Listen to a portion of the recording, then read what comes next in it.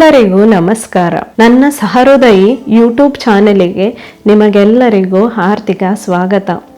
ನನ್ನ ಹೆಸರು ಸುವರ್ಣ. ಗೋಕುಲದಲ್ಲಿ ಕಂಸ ಕಳಿಸಲ್ಪಟ್ಟ ಅಸುರರು ಗೋಕುಲದಲ್ಲಿ ಅಪಾಯವನ್ನು ಹೆಚ್ಚಿಸಿದ್ದರು.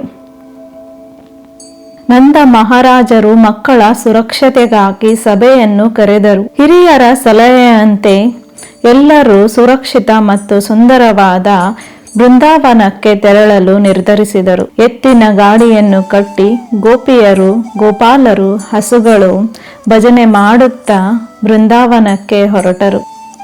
ಕೃಷ್ಣ ಬಲರಾಮ ಸುತ್ತಲೂ ನೋಡುತ್ತಾ ಬೃಂದಾವನಕ್ಕೆ ಹೊರಟರು. ಬೃಂದಾವನದ ದಟ್ಟ ಅರಣ್ಯ ಮತ್ತು ಯಮುನಾ ತೀರ ಎಲ್ಲರ ಮನಸೆಳೆಯಿತು.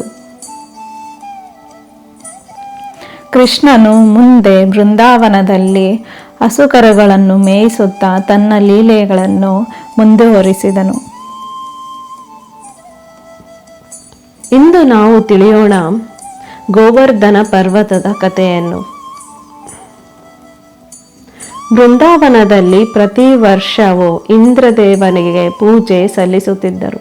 ಇಂದ್ರದೇವನು ಮಳೆ ಕೊಡುತ್ತಾನೆ, ಅವನಿಗೆ ಕೃತಜ್ಞತೆಯನ್ನು ನೀಡಬೇಕೆಂದು ಹಿರಿಯರು ತಿಳಿಸಿದ್ದರು. ಅಂದು ಕೂಡ ಇಂದ್ರದೇವನ ಪೂಜೆಗೆ ಸಿದ್ಧತೆಗಳು ಜೋರಾಗಿ ನಡೆಯುತ್ತಿದ್ದವು. ಆಗ ಶ್ರೀಕೃಷ್ಣ ತನ್ನ ತಂದೆ ನಂದ ಮಹಾರಾಜರನ್ನು ಕೇಳಿದ, ಅಪ್ಪ, ನಾವು ಏಕೆ ಇಂದ್ರದೇವನ ಪೂಜೆ ಮಾಡಬೇಕು?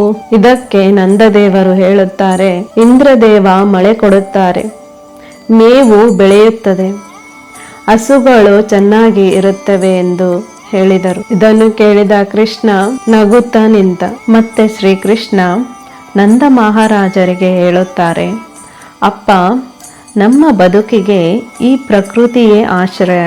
ಈ ಗೋವರ್ಧನ ಪರ್ವತ, ಈ ಕಾಡು, ಈ ಹಸುಗಳು ನಮ್ಮ ರಕ್ಷಕರು. ಆದುದರಿಂದ ನಾವು ಗೋವರ್ಧನ ಪರ್ವತಕ್ಕೆ ಕೃತಜ್ಞತೆಯನ್ನು ಸಲ್ಲಿಸಬೇಕು.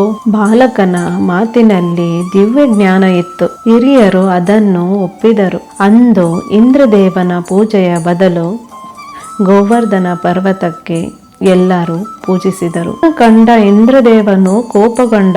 ಅವನು ಭೀಕರವಾದ ಮೋಡಗಳನ್ನು ಬೃಂದಾವನಕ್ಕೆ ಕಳಿಸಿದ. ಗುಡುಗು, ಮಿಂಚು, ನಿರಂತರ ಮಳೆ. ಬೃಂದಾವನವು ನೀರಿನಲ್ಲಿ ಮುಳುಗಿತು. ಹಸು ಕರುಗಳು ನಡುಗತೊಡಗಿದವು. ಗೋಪಿಯರು, ಗೋಪಬಾಲಕರು, ಗೋಪಾಲರು ಕೃಷ್ಣನನ್ನು ಕರೆಯುತ್ತಾ ಕೃಷ್ಣನ ಬಳಿ ಬಂದರು.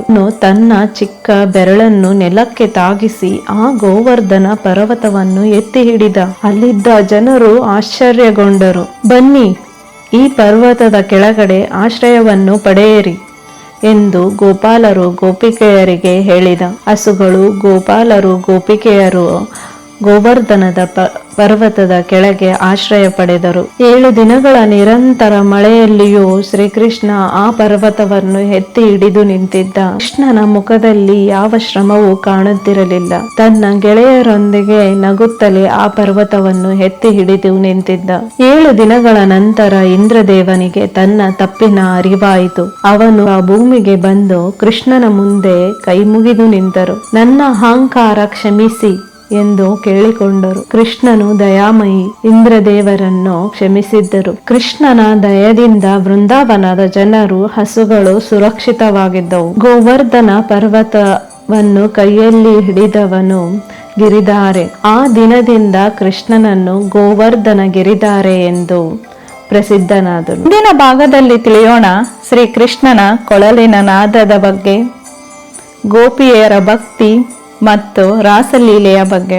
ನಮ್ಮ ಈ ಶ್ರೀಕೃಷ್ಣನ ಕಥೆಗಳು ನಿಮಗೆ ಇಷ್ಟವಾದಲ್ಲಿ ನಮ್ಮ ಚಾನಲ್ಗೆ ಲೈಕ್ ಮಾಡಿ, ಸಬ್ಸ್ಕ್ರೈಬ್ ಮಾಡಿ ಮತ್ತು ಕಮೆಂಟ್ ಮಾಡಿ ಜೈ ಶ್ರೀಕೃಷ್ಣ ಎಂದು. ನಮಸ್ತೆ.